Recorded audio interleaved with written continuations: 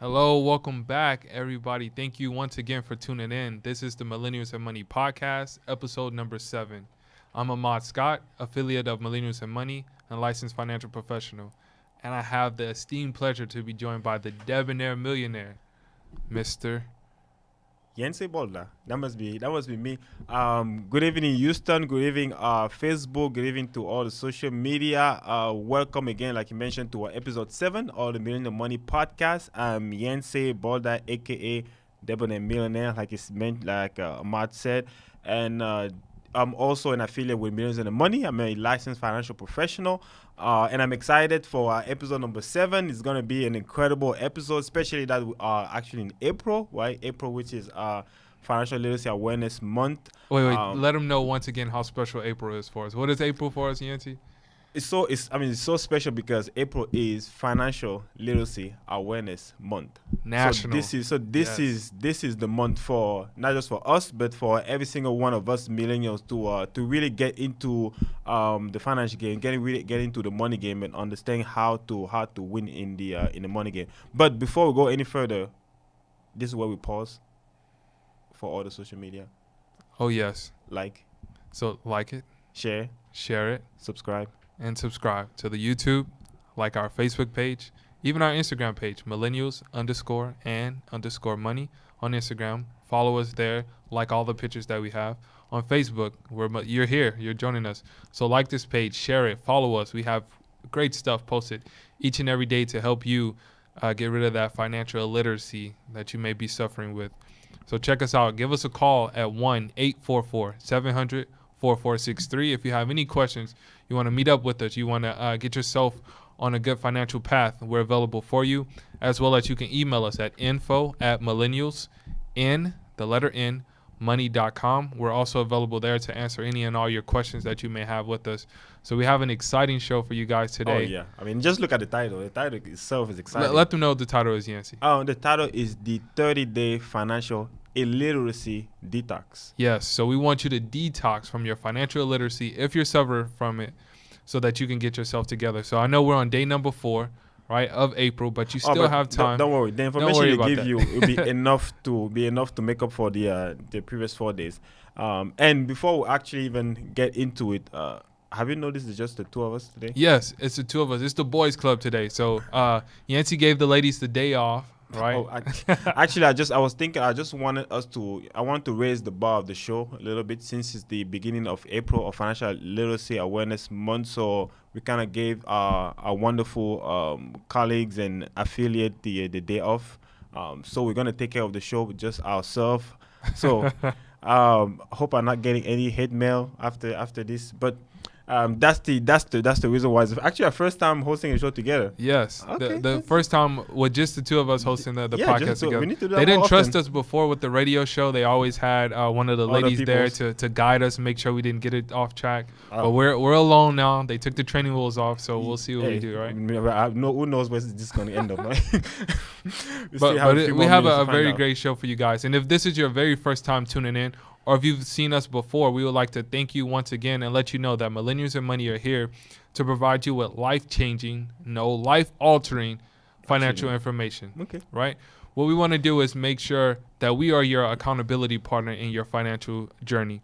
We'll take time with you, one-on-one sessions that we host, as well as we have workshops. We have presentations that we offer to groups, individuals, organizations, companies, businesses. We give presentations all the time, as well as we have a workshop coming up this month. Just about every month we have a impacting workshop coming up.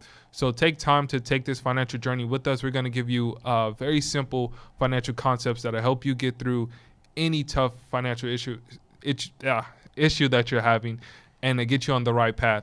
So myself and Yancy are here today to give you some information about the financial formula and help you develop that wealth that you've been looking for. And each and every other week, we have the ladies with us, or it'll be one of our male counterparts. But again, we thank you for tuning in. And Yancy's going to get us started with today's episode, right?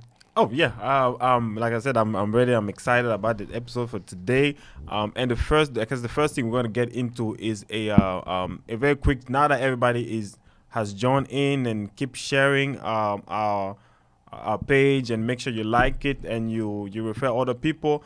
The very first thing would be our article on millennials. We're gonna pull that in a little bit, and it really talks about millennials technology, right, and also the challenge of financial literacy. Yeah, so this is a Forbes.com article.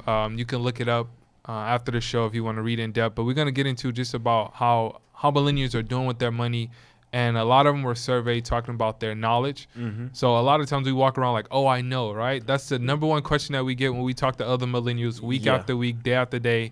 And we sit them down and we try to go over their financial situation with them, help them get better. And they tell us, oh, I know how to do that. Oh, I know that. And we challenge them. We ask them more questions, and then it's just crickets. Yeah. And the amazing part, one thing I really like about the article, one of the paragraphs, she was actually was referring how most millennials, I think it's about 1 out of every 2 millennials, really they don't feel satisfied by the current situation, the current financial situation. Right?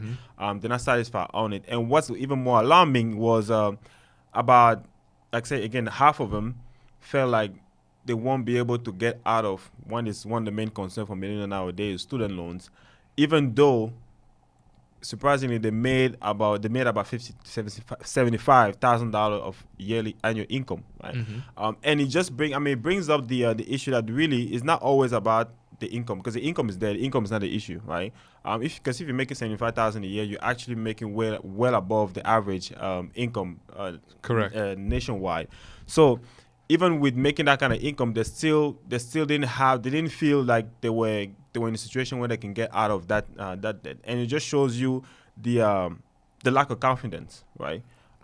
Which goes back to really, how do you build confidence? Knowledge, right? You really when you acquire knowledge, once you get more knowledgeable, you get more experience. Now you're more confident on the situation, more confident in the decision you're making. Correct. And just by having that financial literacy, now you can realize that, oh, okay, you know what? Actually, with what I'm bringing in, I should be able to, get out of debt. I should be able to have a plan, at least to be in a better situation financially. So that was the first thing that really caught my attention in the article. Was like I mentioned, was the fact that even with having enough income, still, like I said, half of the millennials felt like they were not satisfied by the current situation, right? But they didn't feel like they can even get out of that situation. Yeah, let's take a look at the article, and we'll show exactly what Yancey's referring to when he talks about millennials being uncomfortable, right? It says why millennials aren't so great with finances. It's true that millennials have to divide their time and attention among more distractions than any previous generation, right? We have our phone with us all the time. We're always talking, tweeting, texting, right? Instagramming, liking pictures and things like that. They're busy juggling one or more jobs, paying down lingering student loan debt, right? For the first time in history, the student loan debts have surpassed consumer debt. Yeah. Which is crazy, right? It's mind-blowing how high these student loan debts get. Renting responsibly or contemplating home ownership, maintaining relationships, and having savings for retirement. About 34% of millennials are unsatisfied with their financial standing at the moment, and 18% are not at all satisfied. So that's a pretty big number in terms of not being satisfied. A lot of that non-satisfaction may come from some overachievers, like they want more out of themselves, they want to do more. If you've seen any of our previous episodes, and if you have our wonderful, time to plug, our wonderful financial Bible, which is our Finance 101, our blue book, right? If you don't have it, if you're not sure what I'm talking about, or you're looking, a little confused in the face, you're puzzled right now, what is he talking about? Contact us right now. Email us at info@millennialsandmoney.com, the letter N, or give us a call at 1-844-700-4463, or send us a DM on Instagram, send us a message right here on Facebook. You can email us. Our email address is right there under our name. So contact us, get your hands on one of these books, 86 pages, life-changing information. You won't regret it. So we talk about the X curve, right? And it's having that perfect X curve. So those who may not be satisfied or don't have that confidence, maybe they don't have a true X curve. And if you can go a little bit in more detail what I'm referring to with the X curve. And really, even before getting into that, with the satisfaction is I say is really come from the lack of knowledge, right? Because they just don't know how to get to that situation, how to get to that perfect X curve, which is the real the relationship between taking care of your responsibility, which they do have, like they mentioned, mortgage and rent and home ownership and student loan, but at the same time be able to build wealth, right? Correct. How do you multitask? How do you juggle those two concerns, which is something you have to take care of? So that's really what the X curve is about, and that's really what the Save Your Future book would give you a lot more information about that concept. And now the second piece was on the same article. If we move to the next paragraph, was really about how. So it talks about how millennials, the actual knowledge of finance, and if you go and read, it says here, despite these many challenges, too many millennials still lack the basic personal finance knowledge, right? So thanks to a survey by the George Washington University, only about 8%. I mean, think about that. That's very low. I mean, that's less than 10%. We're less than one out of 10 people who had what the researcher were comfortable calling a high level of knowledge about personal finance, right? And about a quarter, right, of the respondents demonstrated basic understanding. But this is the most alarming part. It said all this despite the fact that almost 70% of folks who took part of this study believe that their money service net was high level. That's who we're dealing with. That's the big problem right now, right? You said out of the 100%, 70% believe that they had a high knowledge, but when tested, when surveyed, when quizzed about it, only 8%. Yeah. So there's people, we see them every day that come into our office and they're telling us, oh, I know I'm doing this, I'm doing that. Yeah. We break down the financials, we look at all the paperwork, and it's like, no, you're missing key components to your financial foundation to build it up. So that's very important. That's why we're having this detox. We're getting rid of this financial illiteracy to make sure that you're a part of that 8%, and we get that number higher and higher and higher. 70% who feel as though they're walking around feeling as though they're confident with their financial situation, and it's a complete opposite. That is a problem. That is a big problem. Yeah, and I'm sure you heard the saying that when it comes to money, what you don't know can hurt you. Yes. And in this case, you can go even further. It's really what you know that isn't so that can hurt you, right? Because those people, they feel like, oh yeah, I know what I'm doing. I have enough knowledge, right, to be able to take care of myself. But turns out that's not the case, right? And that's really scary, because it's one thing, because if you don't know now, you're more open to seek the information. Whereas if you feel like you do know already, you feel, oh, I don't need that, but really you actually need it. So that's really what the main purpose of this show is about, right?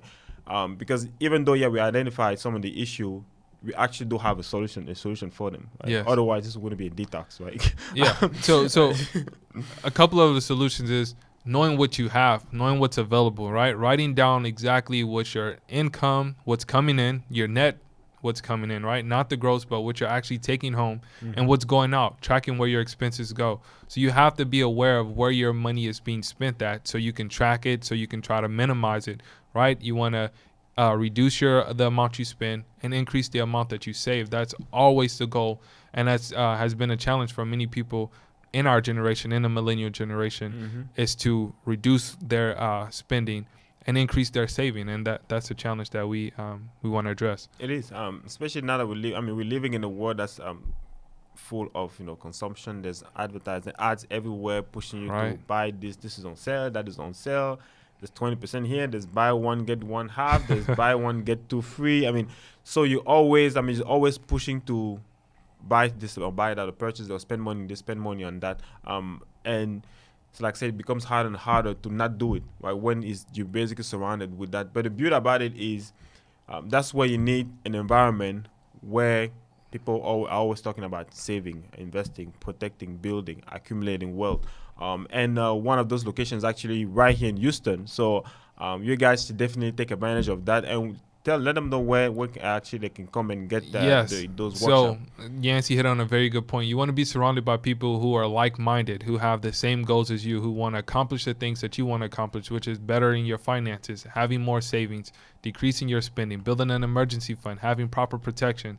And you can do all that at our office location here in Houston at 2500 East TC Jester, Houston, Texas, 770 77008 is where you can find us. We have our free complimentary workshops twice a week, Tuesdays at 7 p.m., Saturdays at 10 a.m. Be there. We're giving out free financial education so you can eradicate that financial illiteracy right away. This is something that you want to take advantage of. If you're not in the Houston area, you're out in the triangle, right? The golden triangle. Oh, the yeah. Golden triangle. Yancy, tell them where they can go in the golden triangle. You, my people. If you're in the golden triangle, you can definitely find us on 2615 Calder Avenue, Suite 410 in Beaumont, Texas. Zip code is 77702.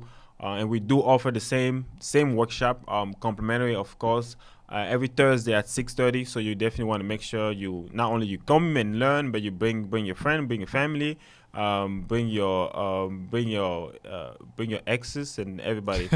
So make sure you get the proper knowledge, and like I said, we are available there for you, for the community, to come and educate yourself and better yourself and get rid of that financial illiteracy.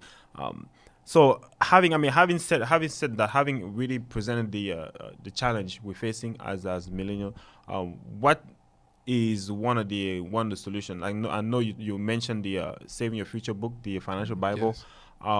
So one of the first things we really want to give Millennium is an overall concept of how to build wealth. Yes. Like there's I still remember the day I found that out. There's actually a formula out there. Wait, Like, repeat that. There's a formula to building wealth. A formula to build wealth. Wow. There is one.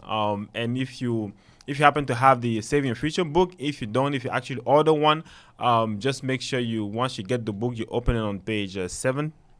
So that's where you find the wealth formula, and it's very simple. I mean, it's just as easy as 1, 2, 3, 4, 5. Yeah, Really. the wealth formula. It's like he said. Get yourself a hold of the Saving Your Future book. Email us, call us, DM us, send us a message. Put it in the comment section right now. You need to have this book. But on page 7 of the Saving Your Future book is the wealth formula, as Yancy said. And it's pretty simple, right? Money doesn't grow on trees. You must work for it. If you want to build wealth, there is a formula for you to build on. So if you see at the beginning, it's money. That's right? one. There's no specification of the amount of money you need to have. You just need to have money. Yeah. Right? That's a very important fact there. People say, oh, I don't have enough money. I don't do this or that. One of the things that we come across all the time is, once I get more money, then I'll come to a workshop so I can learn what to do with it, right? Mm-hmm. So how many of you out there listening actually said, let me buy my car first, then I'll learn how to drive? That didn't happen, right? You learned how to drive prior to getting a car. So when you have the car, you're able to afford it, you're ready to go. So come and understand how your money works now. So when you get more of it, when you get the raise, when you get out of college and you get that big job, you'll be prepared for the amount of wealth that you're going to come into, right? And with this formula, you definitely generate some wealth. So we had the money portion. Then the next thing is you want to add time. Yeah, that's the second piece. Right. So as millennials, we have a good 30 to 40 years before we hit that golden retirement age, right? Absolutely. So we have plenty of time. Time is on our side. Yeah, We definitely don't want to waste the time. That is definitely the one thing we have over the older generation, right? Is time. We have time outside, and so you really want to make the most of it. You want to make sure we make the most of the time we have. And now after time, you actually need the next element to the work formula. So I'll let you go through this one. I know this is your bread and butter. You really enjoyed this one, right? What's the next the component? next one is actually the rate of return, right? Okay. How much are you actually earning on your money? How hard is your money working for you, right? Because we all work. I always tell people we all wake up every day, work for money, right? We work to earn money, which is nothing wrong with that. That's what we should do. But your money has to work just as hard for you, right? It has to be a two-way. The relationship has to go both ways. Otherwise, there's it's not healthy, essentially. Right? Correct. And the next piece is inflation, right? Yes. That's the fourth piece, and the last one is taxes. And I'm sure we're all aware of taxes, right. You know the saying, right? There's a couple guarantees in life, right? I believe there's 3 guarantees in life. There's death, taxes, and that the Dallas Cowboys will always. I'm sorry, guys. Oh, okay. Okay. I don't know where the last one came about. Okay. let's make sure this show was supposed to keep the bar really high. Right? So let's not bring it down. poison this show. But with the wealth formula, we'll go through it again. You have money, right? So you bring your money to the table. You add your time to it. You add a positive rate of return. There will always be inflation. There will always be taxes. But the key is with a positive rate of return, you can outpace the taxes and inflation. So tell them a little bit more about outpacing taxes and inflation. Yes, because inflation is always there, just the cost of living going up every single year. That's there's nothing we can do about it. And the other thing I always tell people, you don't really see inflation. It doesn't come on a bill, it doesn't come on it, but you just feel the effect. Right? There's a reason why my favorite cookie is Oreo. Nowadays almost $4, and 10 years ago it was about $2.50. So you notice inflation on the things that you love, right? Yeah. We always tend to notice inflation on the things that we buy. Exactly. So that's the first piece, and we all have the same uncle, right? Uncle Sam. Uncle Sam is always trying to get our money, right? So you have to the rate of return has to be able to outpace both inflation and taxes. But I want to start going a little bit in detail every single element. Like I mentioned, it's as easy as 1, 2, 3, 4, 5. 1 is money, 2 is time, 3 is rate of return, 4 is inflation, and 5 is taxes. So money is actually the first component. Like you mentioned, it doesn't say how much money, it just says money. So on page 8, there's a few concepts we want to go over on page 8 of the same book. The first one is paying yourself first. Yes, that is, I love that concept of paying yourself first. Golden rule. Pay yourself first. All right, you work hard for the money. You wake up every day to go and get it. You need that coffee to get you going, or whatever your pick-me-up is, and you go in there and you trade those hours for the dollars. So why not pay yourself first? Why not be maybe the second person? Uncle Sam is going to get his first. But be the second person to get a piece of that pie and start contributing to yourself. Start paying yourself first. Take a little bit of each check and set it aside for your future, either your retirement or something to go towards your well-being. And one the part I like about that paragraph is it says is said to treat pay yourself as a treat it like a bill, right? Because we are all programmed to pay bills. I mean, that's the one thing that's automatic. If you get your paycheck, you have to pay your rent, you have to pay your utility, you have to pay your cable, you have to pay your Netflix, unless you're using someone else's account, which is most of us are, right? I know I do.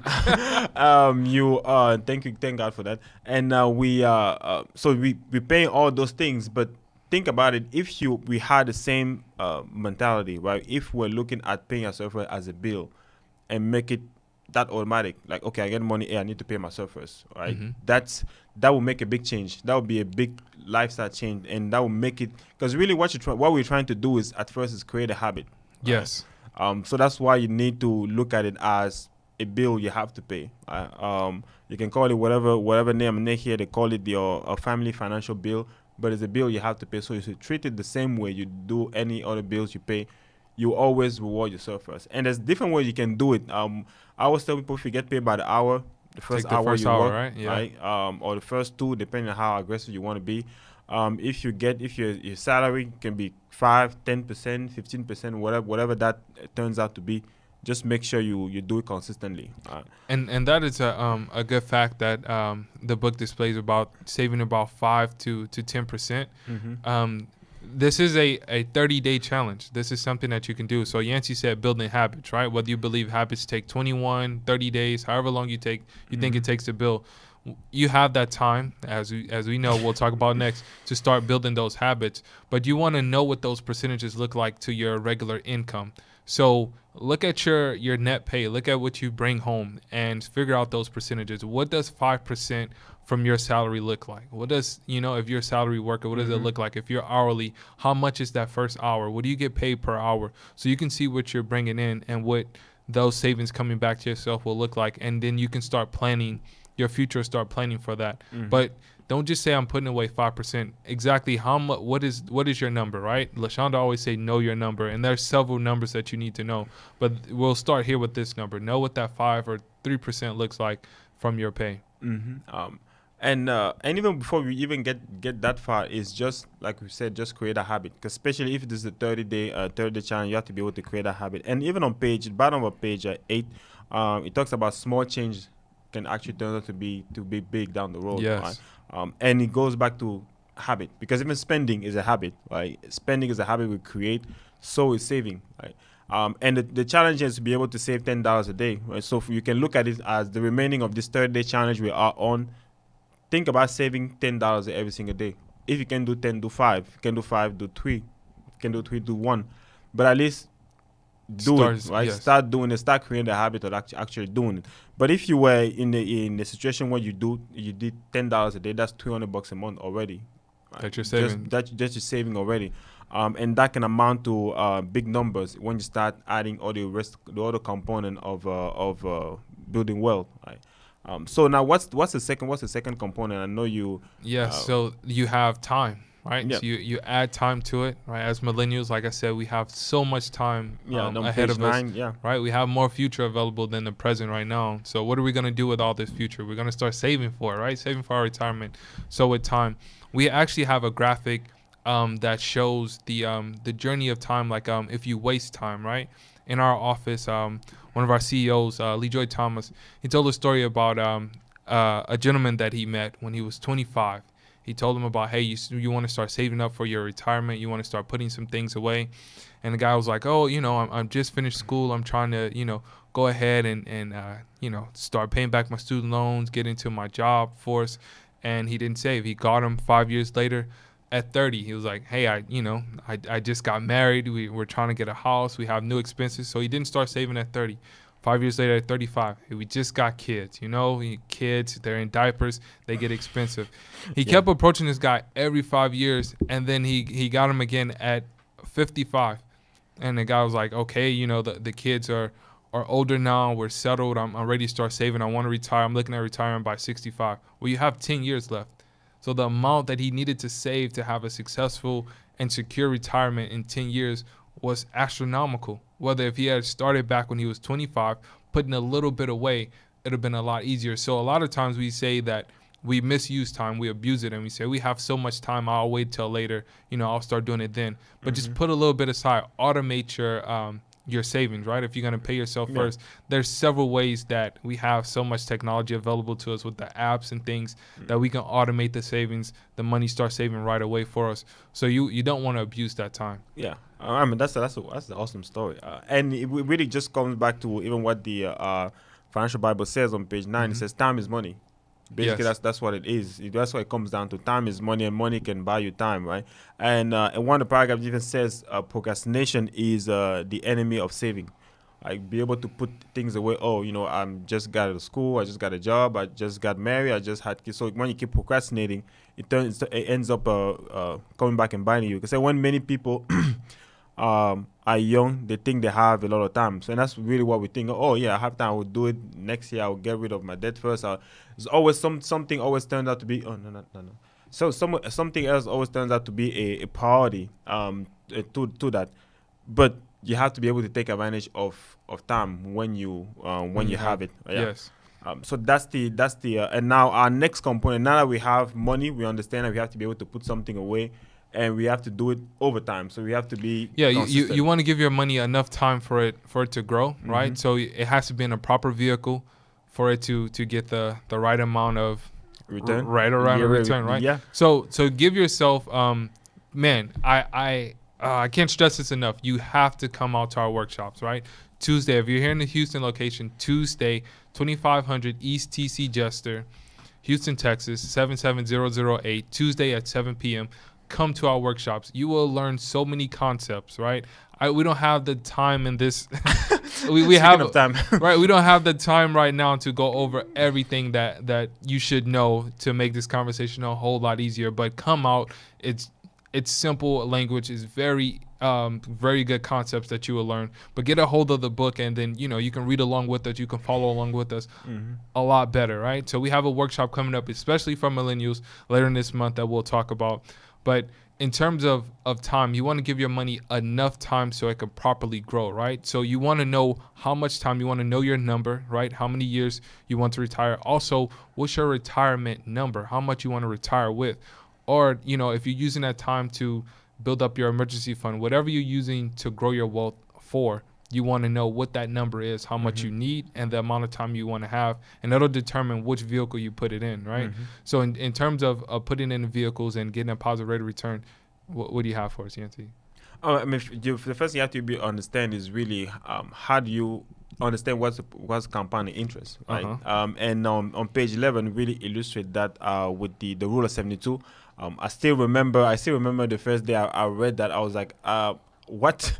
Mind blowing, right? I was mind because I was like, okay, with my having a background in engineering, you go to engineering school, you learn about all those formula and this and that and left and right. But like, okay, why did nobody told me about this very simple rule, right? And the rule of 72 is so powerful, and it boils down to something very simple. How long is it going to take for my money to double? Yes. Because ultimately, if you want to grow money, if you can understand how long it takes for your, $5 you're putting away to become $10, then you can kind of figure out the rest. You can figure out the maps. Like, okay, it's going to take this long to become $10. It's going to take this long to become 20, and so on and so forth. So how do you make that simple that the common people out there can understand the rule of 72? Right? Yeah. So you take the number 72, you divide by the interest rate you get on your money, whatever that is. So whatever your money is, so that means first you have to know what you're getting back on your money. Yep. Because think about it, that's your money. So you really want to know what you get, how much your money, let's pause right there, right? So if we go back to that Forbes article, it's 70% of people say they know, I understand, I know what's going on. But you ask those same 70%, hey, how much are you getting back in your savings account, right? What's the interest that's gaining? What's the interest? They can't tell you. They can give you, so you don't know. You need to know these numbers. You need to know exactly what you're getting, because later on you're going to figure out you need to outpace taxes and inflation. So you need to know what that number is that you're getting back on your money. You definitely need to. You absolutely need to. It is a must. And that's part of the third day challenge. You have to know how hard is your money working for you. Yes. Because once you have that number, you do 72 divide by that number. What you get is how many years it takes for your money to double. And if you go back to page 11, you see, I really love that example. There's 3 different scenarios. Yes. So 3 different friends, probably. They all graduated at the same time, got a job. They all got a signing bonus. I always look at that. You got a signing bonus of $10,000. And they decided, you know what, we're actually going to use this money to supplement our retirement income. But now the difference is all 3 of them went and put the money in different places. Yes. And one got 4% of his money, one 8, another one 12. So with the same age, the same amount of money, they're going to meet. They get back together, right? Close to retirement years, right? 36 years down the road, they're looking at the proceeds. One ends up with $40,000, right? The other one ends up with $160,000, and the last one with $640,000. Say that again. $640,000. Right, that's 600,000 more than the first person. Than the first person, even though they all had the same amount of money, same amount of time, same age, 2 complete different situations. And why? The only difference is the amount of return they're earning on the money. So how hard the money was working for them. That's the only difference. But you see how just that little number made, create a huge gap between every single one of them, really. And it's really about the vehicle you're riding in, right? So if we're all going to the beach and I'm in a sports car, you're in a minivan and you're taking the Greyhound bus, hold on. right? Time out. Why am I the one in the minivan in this story? Okay. I'm the one in the minivan. Okay. Right? You're in the sports car, and somebody is. Producer Mike is over in the school bus, right? We'll all make it to the beach, but right, you're gonna get there a little bit more stylish. You'll get there faster. Too. Exactly, right? So it's the proper vehicle that you want to make sure your money is in. You want to put it in a vehicle that's going to work for you and that's going to give you the most out of your money. Mm-hmm. So we go back to our wonderful Blue Book. You need to get a hold of this Blue Book. Contact us now. Our inbox should be blowing up with people requesting this Blue Book. I'm telling you, it's that great. Mm-hmm. And we're giving it to you, right? So if you go back to page 11, you'll see the first example. So at 29, put in $10,000, right? Again, the money... It's money. You can put in whatever amount you want. But in this example, it's $10,000, right? So they take 72. They're getting back 4%. 72 divided by 4 is 18. So every 18 years, their money would double. So they went from 29 at 10,000, 47 at 20,000, 65 at 40,000. The other person, right, put their money in a better vehicle, getting back 8%, 4% more higher. It doubled every 9 years. Right, with a decent return at 65, you see they're at 160,000. Then you put in another vehicle, 12% every 6 years. So you see how fast it compounded, and it doubled and doubled and doubled. The rule of 72 tells you how soon your money will double, right? That's why you need this rule in your life. Yeah, you definitely do. You definitely do. And now talking about rate of return, the other concept we really want to understand to really make it clear, if we go on bottom page 13, is what is the real rate of return, right? Because at the end of the day, I tell people you might have money, but the key is how much can you purchase with that money? Right? Yeah, what's your purchase power? Your purchasing power, right? Because like we mentioned, the other two elements that affect our purchasing power is inflation and taxation, right?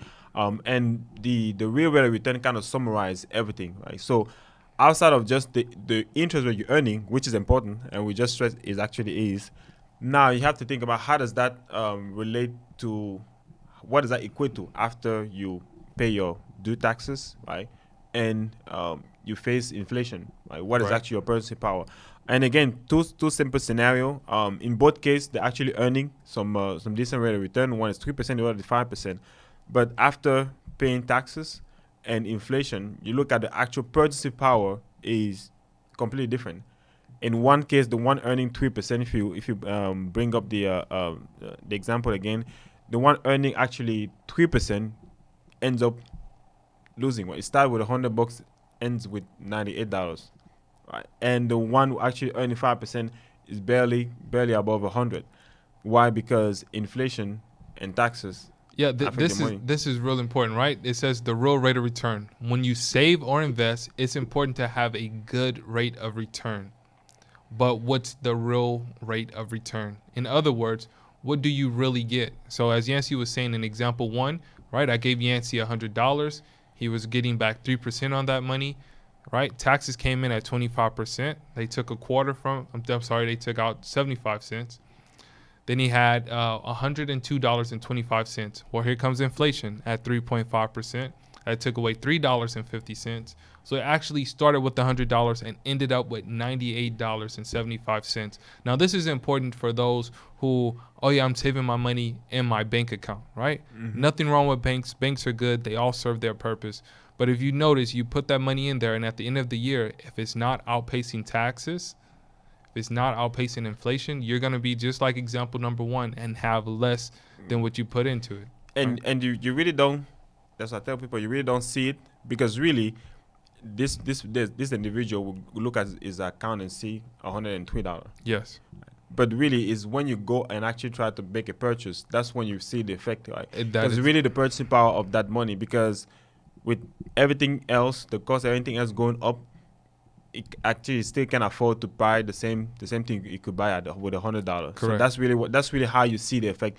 It's not all of a sudden going to wake up and see $98.75 in the account, but what you can purchase with that money is not going to be the same anymore, year after year after year, because like I mentioned, taxes and inflation. Yeah, you hear a lot of times that say people from generations before us, like, this money isn't the same as what it, like $1 million isn't the same as it was in 1998. It's exactly not right. They talking about the inflation, taxes and inflation. So yes, it's still $1 million, but what you can actually buy and purchase with it is not the same as if you were years prior. Exactly. It'll keep changing. Right now, the way it's currently set up, for us millennials to retire, we need a minimum of $2 million to retire comfortably. That still be able to travel, do some things, maintain your lifestyle at about $50,000 a year, right? Over 20 years.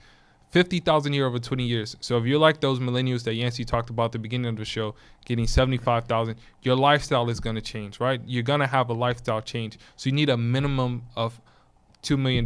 So if you want to live off of $50,000 a year after you retire for the next 20 years, or if you feel like that's not enough, then you're going to need more and more and more. If you tell somebody right now, you retire with $2 million, they'll say, I'm set for life. I'm good, right?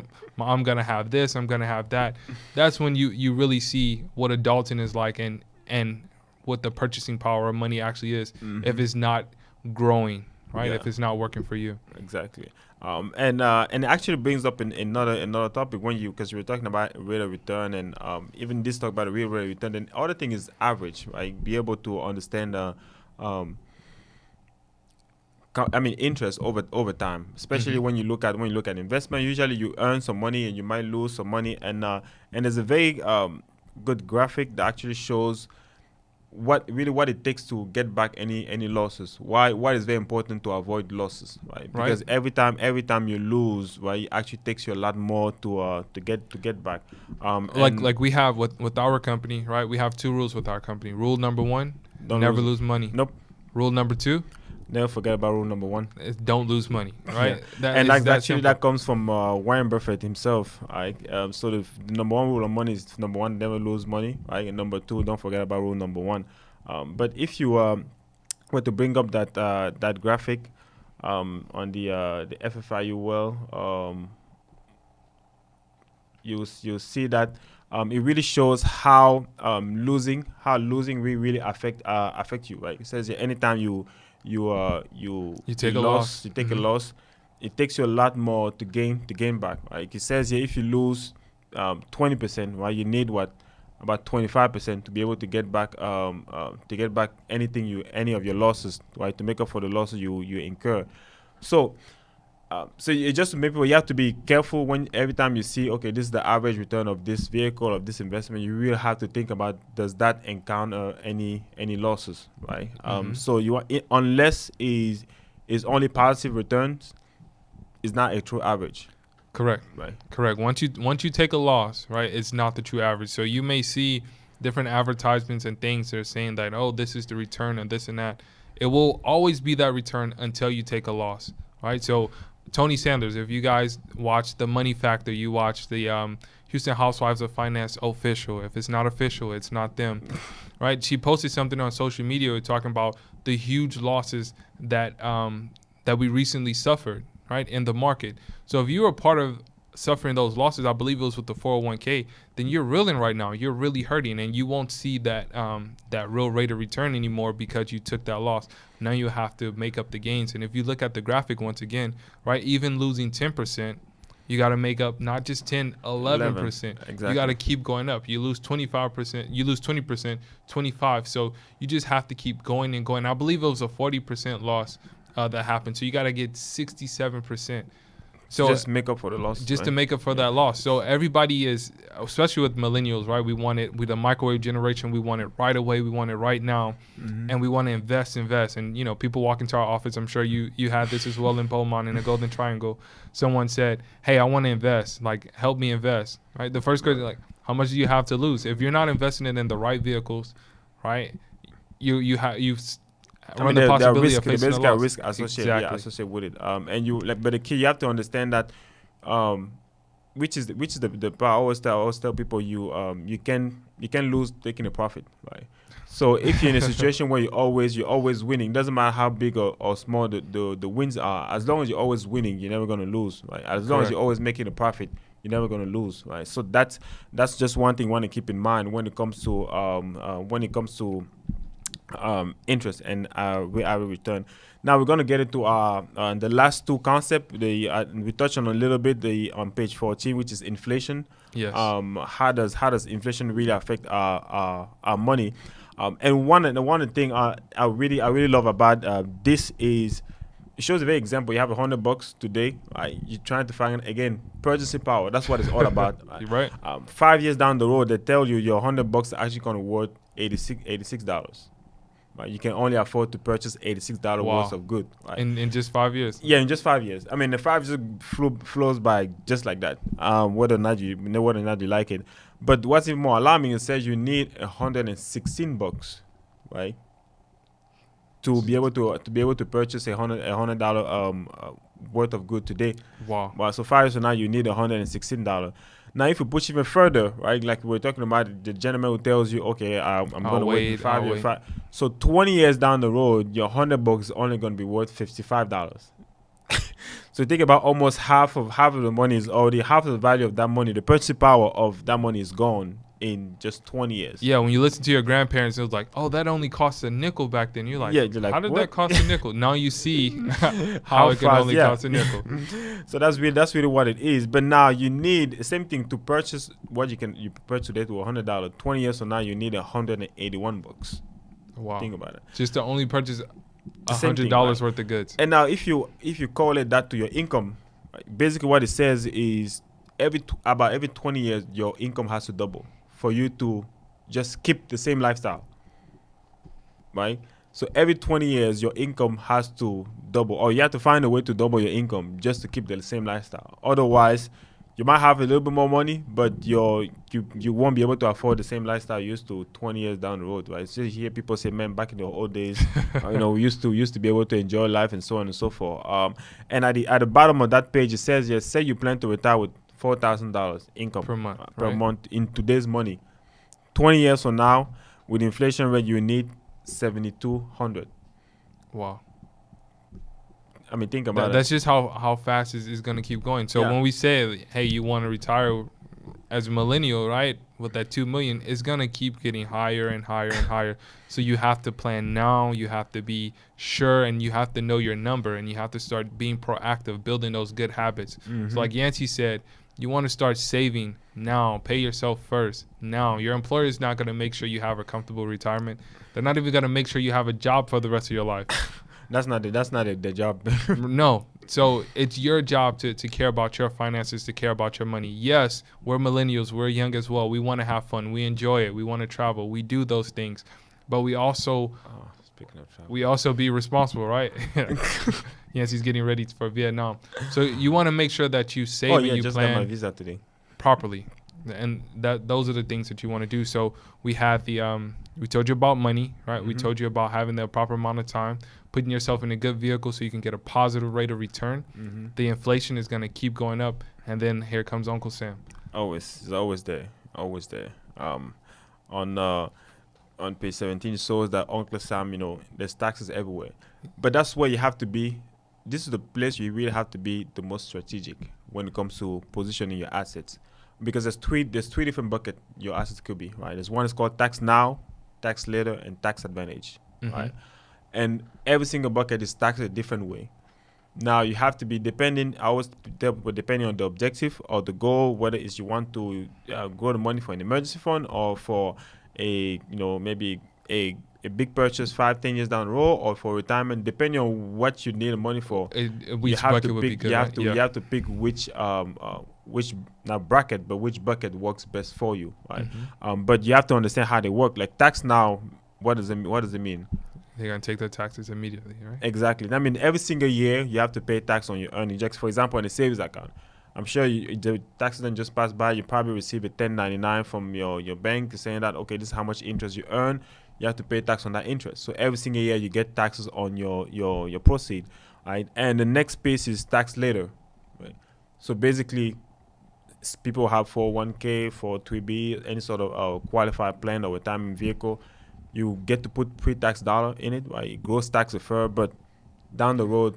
So you're telling me they're saying, here, put money in here, and when I'm ready, I'll tell you how much taxes is gonna come out, right? Pretty much so, yeah. Right. So they don't tell you right away. They're like, okay, when you decide to take it out, then I'll tell you how much I'm gonna take back from you. Exactly. They get you to just put money, right? Just be disciplined, putting the money, let it grow. I will get back together later. We'll figure out how we can split the proceed, basically. No one does that. Like, but that's what it's there for. And unfortunately, that's how it works, and that's why you have to understand how money works, how it works, right? To know exactly which situation do you feel comfortable being, right? Because you might feel like that might be okay for some people, right? But you want to know, okay, this is how it works. I understand it, and I'm okay with it, right? And the last piece is tax advantage, right? Be able to put after tax dollar, let it go tax defer, and then not having what to worry about paying any taxes. So that's the last piece. So now we can, of the good thing is our workshop actually go in more detail in every single one of them, but this is a brief overview of how those different buckets works, and for you to understand and be able to, like I said, identify, okay, for this objective, this is what maybe what I need. For that one, this is maybe what works best for me. But now that you actually know, you actually understand how they work, the different. Now you can make a more educated decision, essentially. Yeah, so you can put it all together. Now we just gave you the entire wealth formula, right? We'll go back and we'll show you page 7 of the wealth formula so you can see. So you start with money, you add time to it, you also add a positive rate of return. There'll be inflation, there'll be taxes, but at the end of all that, because you're getting a high rate of return, you'll outpace taxes and inflation. Outpace it mean your money will gain more than the percentage that they're going to cost for your taxes, as well as the percentage that it'll be for your inflation, and then you'll get wealth. So if you're hovering at about 5%, you want to get at least more than 5% to outpace taxes and inflation so that you can build wealth. So if you do those things, right, this is the wealth formula. You will build wealth, right? Exactly. So now that we actually recap, there's another graphic. I know that's probably one of your favorite. The cost of waiting on the $1 million. Yes, man, I love this one. That's basically puts everything together we just talked about, right? Because it says that if you want to reach $1 million for retirement, and change, know how much it will actually take you to get there. But it says that your money has to be in a vehicle that you're earning 8%, right? Tax deferred. So a very important thing, time is your worst enemy or greatest ally. So as millennials, yes, we have so much time. We have more time than the previous generations before us, but we have to use it the right way. We can wait and wait and wait. And as you see here, right, you have 40 years until retirement. $286 will get you $1 million in 40 years. That's all you're doing is simply depositing that into your account. Now, let's say you wait, right, another 20 years. So now you only have 20 years until retirement. Now you need $1,697 per month on top of your other bills and expenses to start saving towards your retirement. So are you saying it's better to start early? Start early with whatever you can. And as you just got out of college, I don't have much. I'm not making much on my job yet. I'm just getting started in my career. It's okay. There's catch-up contribution. You can catch up later. You get that bonus later on. You can go ahead and dump additional money into whatever that vehicle is so that you can go ahead and catch up on the amount of years that you couldn't put the proper amount in there. But you have to start putting something away right away. Otherwise, you're going to wait. Oh, I'll wait until this, and I'll wait until that, and I'll wait until this. And now you're going to be like most people. If I'd known that when I was 20 years ago, you did know it. You just chose to ignore it, right? How many times you're somewhere, you're standing in line at Walmart waiting to pay groceries, and you hear somebody start a conversation with you that you didn't ask, and like, man, I wish I would have knew about X, Y, and Z. You know, when I was your age, I would have did this, I would have did that. This is the type of things that, you know, your elders were talking about, your grandparents and your aunts and uncles. Know this stuff right away. Contact us. Call us 1-844-700-4463. Get in hold of us. You can talk to Yancey. You can talk to myself, Cassandra, Kiara, Jessica. There's Betty. There's Chelsea. There's so many millennials that you can talk to. There's Regina too. There's Regina, right? Rich Gina. So you definitely want to talk to Regina. You want to talk to these people, and they can sit down with you one-on-one. Find out your number, right? Have a one-on-one consultation. You can come to our workshops, right? Cassandra is going to be doing an amazing job coming up at our next workshop. So this is stuff that you want to know. You want to get a hold of this book, so that you can learn this. Everything that we talked about today came from the book. Yeah, from the book. And if you pull up that graphic again, it really, what I love about it really encompasses everything we talk about the wealth formula, right? Because it has money, right? Time, right? Rate of return, which is the 8%, which clearly outpaces inflation, and then taxes, right? Correct. You have to be tax deferred. So all of that is put together. Now it's just a matter of how soon you want to get there, how quick you want to get there, how much can you put away, and everything else can be determined from that point on, right? So a lovely thing that I like about this is you can go ahead and take advantage of this if you're disciplined, if you're saved enough. Instead of putting, let's say you have 40 years, you can go ahead and put more. You can save $1 million every 15 years if you like by putting the $2,889. You can save $1 million every 5 years. You contribute the $13,000. So you can go ahead and you can buck the system, and you can become a millionaire as fast as you want using this formula, using this system, by going ahead and, like Yancey said, it has everything. That tells you the amount of money that you can contribute, tells you the amount of time it would take for you to get that $1 million, as well as you have the rate of return, and we know about taxes and inflation. Yeah, and if you can do, and here's the best part, right? If you know how to build one, you can know how to get 2 or 3, right? Just double or triple the numbers, and you will be able to get to the same goal, the same amount of time, and so having said all that, how we went to we really broke down the world formula Yes. for millennials. So don't say that I didn't know how to become a millionaire, right? Because now is there, is out there, is you can share with your friend, you can share with the family, your colleague, or whatnot, because now you have it. Now the next thing, as you just mentioned, some of our upcoming events. I know the Yes. first one is Cassandra is going to be doing a workshop. The Million Money hosting a workshop right on Millennials, April. Yeah. yes. A workshop for the millennials. Miss Cash, Cassandra Williams, right? Yeah. She did an amazing job at our workshop. The month before last? Mhm. She was incredible. You want to hear Cassandra speak. She is very convicting. She's very convincing, and she knows what she's talking about. So right here, as you see, April 22nd from 1 to 3 at our Katy Freeway address. That is 11111 Katy Freeway. So you want to come out. Don't just come alone. Bring a friend and tell that friend to bring a friend, because you want to be in a group of a circle of friends who all have the same common goal, who all want to achieve wealth, right? Yeah. Reduce their debt, build up their emergency fund, have proper protection. That's what your friends. You want to have those conversations. Exactly, and the topic of that workshop will be increasing cash flow and debt management. So definitely something Everything that concerns. millennials want to know about. Yeah, Right? and definitely something that concerns all of us millennials. So definitely come and learn on April 22nd from 1 to 3. And the address is there is 11111 Katy Freeway here in Houston, right? So you don't have any excuse to miss it. So definitely make sure you get there. Make sure you bring someone along with you and learn. So that's one of the event. And actually we have another one. I mean, we literally all over. One of our parents affiliate, the Los Angeles. Yes, Los Houston, Angeles. housewife, sorry, Los Angeles housewife of finance are doing an event at the Clippers basketball. What I love about this is, as millennials, we have this idea of pre-gaming, right? Right, I mean, yeah. if you've been in college, you know what pre-gaming is. Like, this is a different concept of pre-game. It's still pre-game, but it's actually a difference. A financial pre-game, right? It's actually a financial 101 workshop. In success, a different spin to the word pre-gaming. So I hope people don't get twisted when they see pre-gaming complimentary. People might think maybe actually complimentary pre-gaming.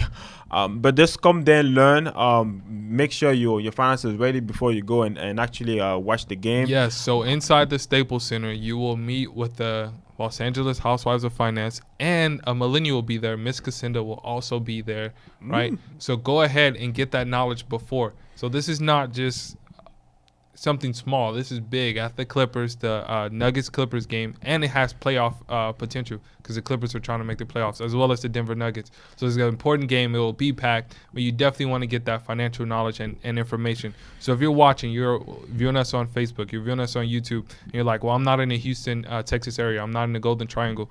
That's okay. We have locations nationwide, right? And it's technology. You FaceTime people, your buddies away all the time. So we have ways that we can get in touch with you, or we can contact you, or you can get that financial one-on-one that you need so you can know your number and get your habits building correctly, right? So just to recap, Yancey, tell them a couple of the habits that they need to break and they need to establish. We're going forward to these 30-day challenge that you gave them. Yeah, one of the more important habits is be able to pay yourself. Create that habit of putting money away. Doesn't matter how small or how little it is, because Tony Robbins said that if you have a little bit of money, you can manage a little bit of money, right? Just making a lot, it's not going to help you. So start create a habit of putting for the remaining 26 day or 27 day of this month. Decide to put away either $10 or $5 or pick a number, right? But stick with it long enough to create a habit of doing it, and you spark, like I said, you completely change. Create a new habit, a new lifestyle, right? Because once you do, and then secondly, create a habit of changing your environment, moving to a better environment, moving to a different environment. Like I said, an environment when people talk about saving, getting out of debt, investing, building, accumulating, protecting wealth, right? So that's to me that would be one of the if your decision right now is to change your financial situation, right, to change the landscape of your finances, and the people around you don't have the same goal, they're the wrong people around you. You need to get around somebody different immediately, right away. Preferably the millennials and money. Yeah. Right? If not us, get around some people who are dedicated to improving their finances the same way you are. Tell them to contact us just like you. We'll put a blue book in all of y'all hand so that you can get started and start building that path. So great job with that, Yancey. Yeah. And now before we close the show, how can they find you? So you can find me on Instagram at Ahmad Scott, SC, the number 0TT, or on Facebook as Ahmad Scott. You can email me at ahmad.scott01@gmail.com. And you can contact the Millennial brand, right? We're on Instagram as millennials_and money. We're on Facebook. You're right now on our Facebook page, which is millennials $and money, right? Send us a message, follow us, like us, share all the content. It's very good information. And how can they find you, Debonair Millionaire? Yancey Bold, you can find me on Facebook at Yancey Hervey. They can find me. My email is up there as well. And you can like I said, that's probably the two best way to find me. And it was a pleasure actually hosting the show with me. This was an exciting show. Looking forward. We should do that more often. Yeah, the ladies will be back, so you guys will have something better to look at other than our two ugly mugs, right? Speak for yourself. Okay, I'll speak for myself. I know what he's talking about. But we enjoyed spending this time with you guys. Please take time to learn about your finances. This is a National Financial Literacy Month. Exactly. This means learn about your finances. So thank you once again for tuning in. And this is the time right now you share this video, you like it, and then you go ahead and you follow us. Thank you. Bye-bye.